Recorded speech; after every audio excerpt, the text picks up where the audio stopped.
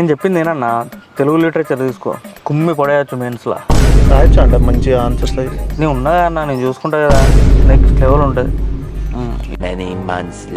ఈసారి ఆంథ్రోపాలజీ తీసుకో అన్న, కుమ్మి పడేయచ్చు. లిటరేచర్ లాగా కాదు, వారం రోజులలో మొత్తం సిలబస్ కంప్లీట్ చేయవచ్చు. అసలు నాకు ప్రిలిమ్స్ అవ్వట్లేదు తమ్మి, దాని మీద నీకు ఇంకా టైం ఉందన్న, నువ్వు వచ్చింది మొన్నే కదా, మొన్నే ఒకటే కదా నువ్వు ఇచ్చిన అటెంప్ట్, ఇంకా నీకు మస్తు టైం ఉంది. 2000 years later. అసలు ర్యాంక్ కొట్టినాక మనం చేసేదే అడ్మినిస్ట్రేషన్ అన్న.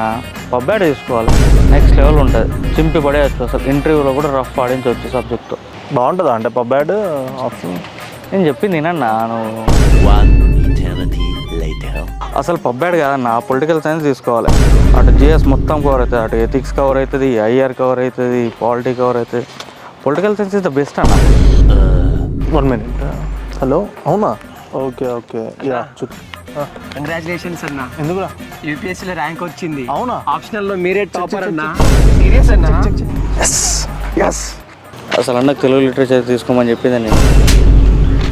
అన్న నేను తెలుగు లిటరేచర్ తీసుకుందాం అనుకుంటున్నా. అరే, ఆప్షన్ అనేది ఎప్పుడైనా నీకు నచ్చింది, నువ్వు కంఫర్ట్ ఉన్నది తీసుకోవాలి. బట్ ఒక్కసారి దాన్ని తీసుకున్నావు అంటే యూపీఎస్సీలో consistency is the key. Concentrate చేస్తేనే మార్క్స్ వస్తాయి. ఓకే, సబ్స్క్రైబ్ చేసుకోండి, ఏ ఆప్షనల్ తీసుకోవాలో చెప్తాను.